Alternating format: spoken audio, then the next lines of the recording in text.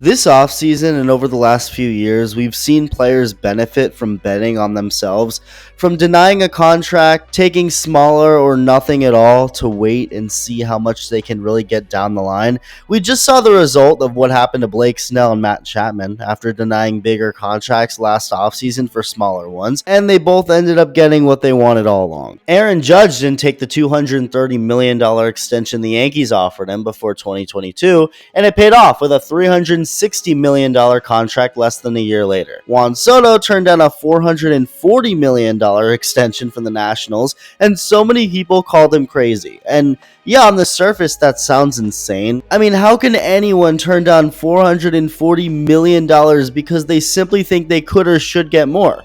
Well, Juan Soto does, and a couple years later, Soto is about to get a contract worth at least $600 million. But another prime example, if you want to talk about taking risks, people taking bets in life, betting on themselves, look at Teoscar Hernandez. Did you realize Teoscar Hernandez made his big league debut with the Houston Astros against the Toronto Blue Jays and was technically a part of that 2017 team? Well, for one game. He played 41 games in 2016, was decent, and the one game he played for the Astros in 2017, he collided with Jose Altuve during a play, injuring himself and Altuve, with both having to leave the game. So he did briefly play for that infamous cheating team, but if anything, you could argue Teoscar did his part to sabotage the 2017 Astros. That was the only game for them he played that year, immediately going on the injured list, and just like the realization you should hit that subscribe button if you enjoy the videos and haven't yet, it must have been at that moment when he almost killed Altuve where Houston realized they needed to get rid of him. And so the team he debuted against the year before was his new home, Toronto, after getting traded there, and he's honestly never looked back. He only played 26 games for the Jays in 2017, but since 2018,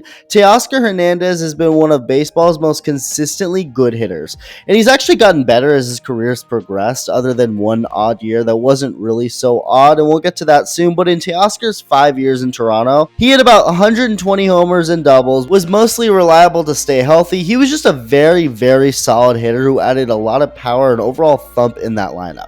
But after 2022, with just 1 year left before free agency, the Jays decided to trade him for pitching, shipping him off to the Mariners, which is where that odd but not so odd year comes in. Asking a hitter to hit in Seattle is the same as asking P. Diddy to be a respectful good person. You can't really expect much. He was still good in his 1 year as a Mariner in 2023, but a clear drop-off from his years as a Blue Jay. But we can give him a pass because it's Seattle and because of what he did the year following. But before signing with the Dodgers, Teoscar was having the same troubles a lot of other free agents were. He wasn't going to get the contract he wanted, which according to his agent was 3 years. And after reading the market and realizing that deal might not exist, his agent asked him what his priority was, to which Teoscar said he wanted to win and play deep into October. So the two pivoted and focused on getting the best short-term deal on the best team interested, which ended up, of course, being the Dodgers. And when signing that deal, Teoscar's agent was criticized for getting his client just a 1 year deal. But the reality is the market was slow for everyone, not just Teoscar, and he was coming off a down year while playing in the very pitcher-friendly environment that is Seattle. So Teoscar chose to bet on himself, take a deal in the short term, while the market wasn't going to give him what he wanted and help his value in LA.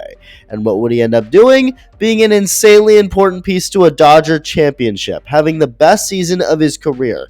I mean, nothing could have been any better, honestly. It all worked out perfectly. He hit the most home runs of his career, became an all-star for the first time since 2021, won the Home Run Derby, won his third Silver Slugger Award, along with getting some MVP votes, and is now expected to get the multi-year deal he's been looking for all along. So, boom. Teoscar and his agent decided to take ultimately what ended up as the best route. It's paid off, and the people who criticized him now look stupid. And as for the Dodgers, I feel like it's super important that they keep this man. What he did from start to finish was just amazing. He played almost every game. He's not the greatest defender, but that doesn't matter when you smack 33 home runs and 32 doubles. And he also has an arm, so that helps balance out the bad range in the outfield. But it's not just the talent that was so important for the Dodgers this past season. This team has had a lot over the many years of winning, but one thing notably missing was that Dominican swag. The Dodgers never really had any Dominican players over the years, and that changed with Teoscar coming to town, and he couldn't have fit in any better with this team.